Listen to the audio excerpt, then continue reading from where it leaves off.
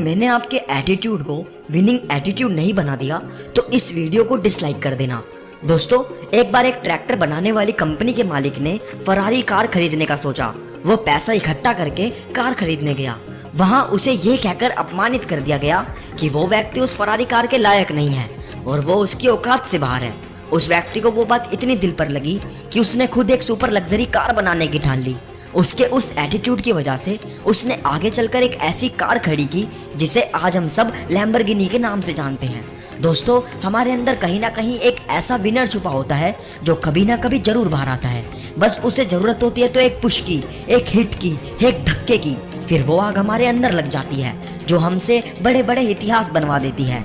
ऐसे ही एक बार रतन टाटा की कार कंपनी 1998 में डूबने की कगार पर थी। तब रतन टाटा उसे बेचने के लिए फोर्ड कंपनी अमेरिका गए थे।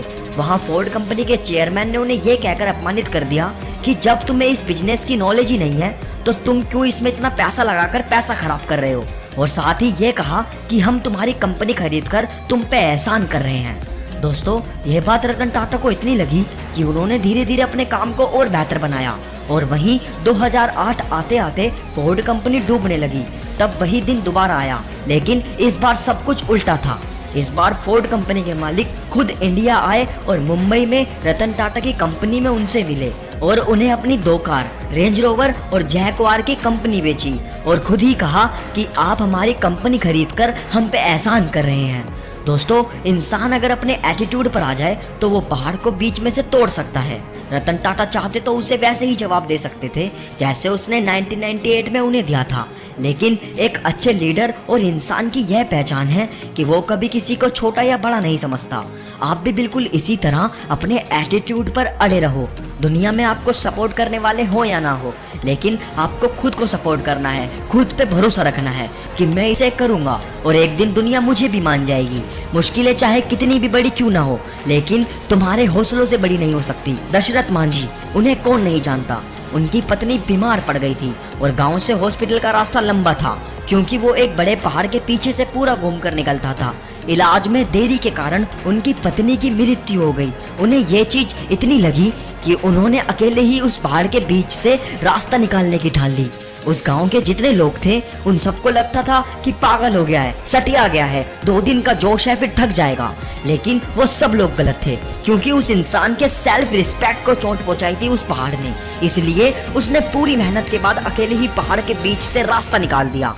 मैं सलाम करता हूँ ऐसे व्यक्ति को जिसने दिखा दिया कि हौसले बुलंद हो तो तुम तूफानों का भी रास्ता बदल सकते हो। अब इतिहास रचने की बारी आपकी है। उठो, जागो, दौड़ो, भागो और तब तक भागो जब तक जीत ना जाओ।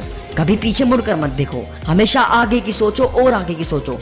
जो तुम्हें कहते हैं कि तुम कुछ नहीं कर सकते, उन्हें बोलने दो। उन्हें जवाब तुम्हारी सफलता देगी, उनकी बोलती बंद हो जाएगी। बोलने वाले खुद तो जीवन में कुछ करते नहीं हैं और दूसरों को सलाह ऐसे देते हैं जैसे करोड़ों की कंपनी खड़ी कर दी हो।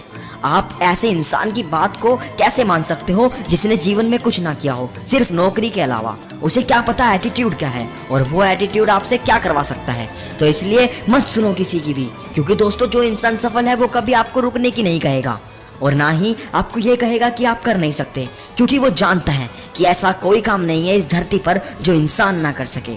सफल इंसान आपको हमेशा और आगे बढ़ने के तरीके बताएगा और क्या क्या गलतियां नहीं करनी वो बताएगा।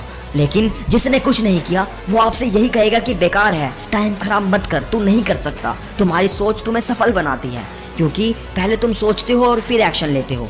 तो अब मर्जी तुम्हारी है तुम्हें किसके सजेशन सुनने हैं, सफल व्यक्ति के या असफल व्यक्ति के। इसी तरह की और आग लगा देने वाली मोटिवेशन के लिए सब्सक्राइब करें मेरे चैनल को। और आज की वीडियो आपको हमारी कैसी लगी हमें कमेंट में जरूर बताना और वीडियो को लाइक और शेयर करना मत भूलना और चैनल को सब्सक्राइब करना भी। तो मैं मिलूंगा आपसे अगली वीडियो में, तब तक के लिए मोटिवेशनल